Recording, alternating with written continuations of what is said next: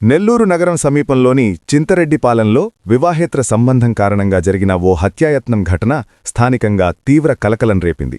ఆటోతో గుద్ది, కత్తితో దాడి చేసిన ఈ ఘటనకు సంబంధించిన వివరాలు ఇలా ఉన్నాయి.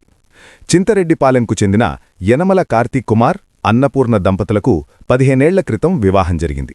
వీరికి 2 పిల్లలున్నారు. కార్తీక్ ఆటో నడుపుతూ కుటుంబాన్ని పోషిస్తున్నాడు. అయితే అదే గ్రామానికి చెందిన ఆనంద్ కుమార్తో అన్నపూర్ణకు ఏర్పడిన వివాహేతర సంబంధం వీరి కాపురంలో చిచ్చుపెట్టింది. 3 నెలల క్రితం ఈ విషయం తెలియడంతో దంపతుల మధ్య గొడవ జరిగి విడిగా ఉంటున్నారు. అయినప్పటికీ అన్నపూర్ణ, ఆనంద్ కుమార్ల సంబంధం కొనసాగుతుండడంతో కార్తీక్ కుమార్ తీవ్ర ఆగ్రహానికి గురయ్యాడు.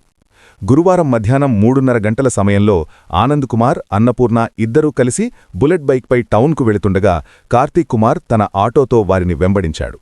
ఎదురుగా వచ్చి వేగంగా వారి బైక్ను ఢీకొట్టాడు.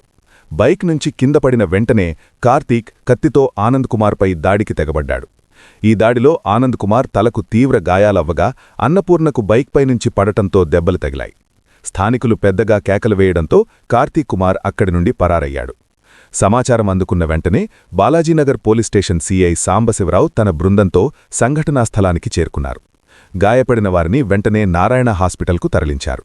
ప్రస్తుతం బాధితులకు ప్రాణపాయం లేదని వైద్యులు వెల్లడించారు. కేవలం వివాహేతర సంబంధం కారణంగానే ఈ హత్యాయత్నం జరిగిందని, నిందితుడు కార్తీక్ కుమార్ కోసం గాలింపు చర్యలు చేపట్టామని సీఐ తెలిపారు. త్వరలోనే నిందితుడిని పట్టుకుని చట్టపరమైన చర్యలు తీసుకుంటామని ఆయన పేర్కొన్నారు. ఆనంద్ కుమారు, క్రాంతి బాబు వైపు ఎక్స్ట్రా మ్యారిటల్ అఫైర్స్ ఉన్నాయి. గత 3 నెలల క్రితం ఈ ముద్దాయి క్రాంతి బాబు కనిపెట్టి గొడవ చేయడం జరిగింది. దాని మీద ఆమె అన్నపూర్ణ కూడా సపరేట్గా ఉంటుంది. 3 నెలల నుంచి సపరేట్గా ఉన్నారు. కానీ వీళ్ళిద్దరి మధ్య ఈ రిలేషన్ ఇంకా కొనసాగుతుందని చెప్పేసి ఈరోజు ఈ ఆనంద్ బాబు, ఈ అన్నపూర్ణ బైక్ మీద, బుల్లెట్ మీద నెల్లూరు నుంచి చింతారెడ్డిపాలెం వెళ్తూ ఉన్నారు.